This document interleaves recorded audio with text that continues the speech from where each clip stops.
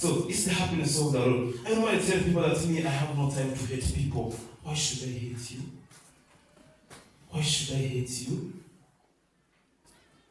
Jesus summarized his, when Moses went to receive the commandments from God, they were very, very specific. They were very many, around 10. But then they were summarized into two commandments, and they all signify love for Jesus.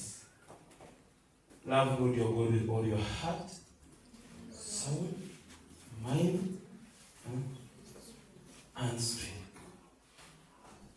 Love your neighbor as you love yourself. That's why he started by saying, you see your neighbor and tell her that I love you. That second commandment, love your neighbor. Because that neighbor is in God's image, like you.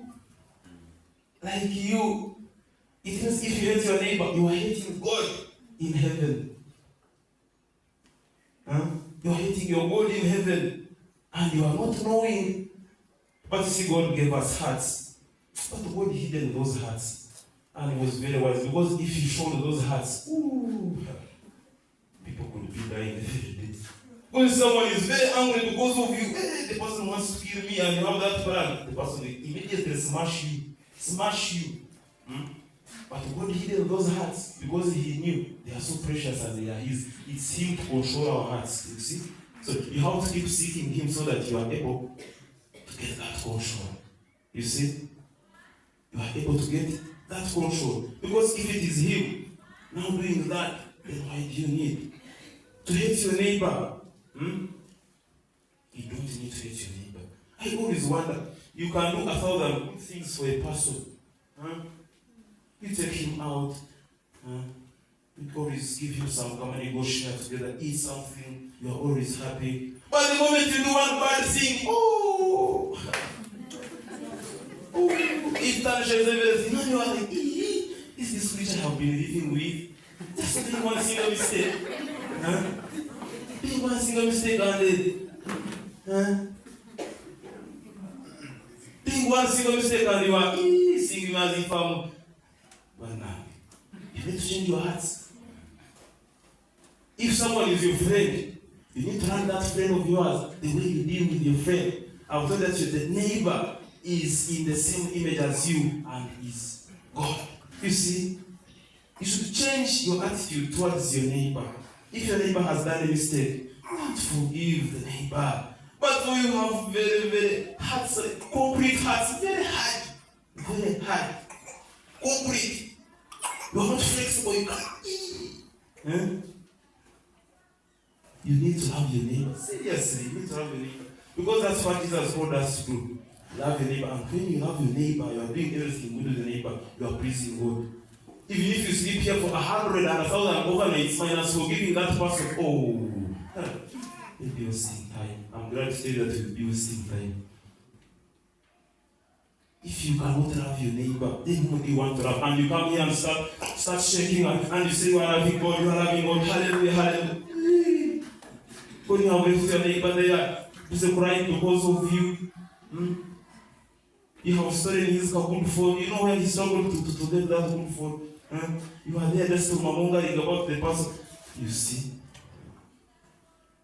you need to change your attitude towards your friends. That person you are seated with. When I was at the Bible school, there used to be a guy. That guy was selfish. He was very selfish. You are being selfish. That guy could read alone. Alone, come and was very intelligent. But reading alone,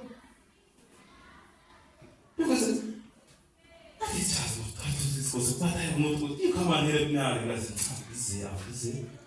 This and you wait. I'm busy. Every time you come and say, help me on this one, I'm busy. Okay. As he kept moving around, you see, kept moving around. We kept having our discussions. But when the results came, we who were struggling along, can you help us? The guy says, I'm busy. Can you help me? The guy found toxic results. Toxic. That's why I tell you, you need to love your neighbor. And when you love your neighbor, you go ahead and take care. You see? You go ahead and take care. You be mindful of that person. Huh? This guy who was reading alone, and that didn't want, yes, God has given you a big head, you have those big brains, but you need to learn how to share them with your fellows. Some of you here, they normally call you, that you try and come for discussion, you're always busy. Come for discussion, you're always busy. Oh, okay, be busy. Be busy. Be busy. We are entering November. Keep being busy. Keep being busy. You will come. You find those guys willing to, they're moving up and down. You see them as if they are not mindful. You see them with first class and oh, this one get the first class one again. For you who you think you are intelligent, you don't want to share your knowledge, you are very selfish.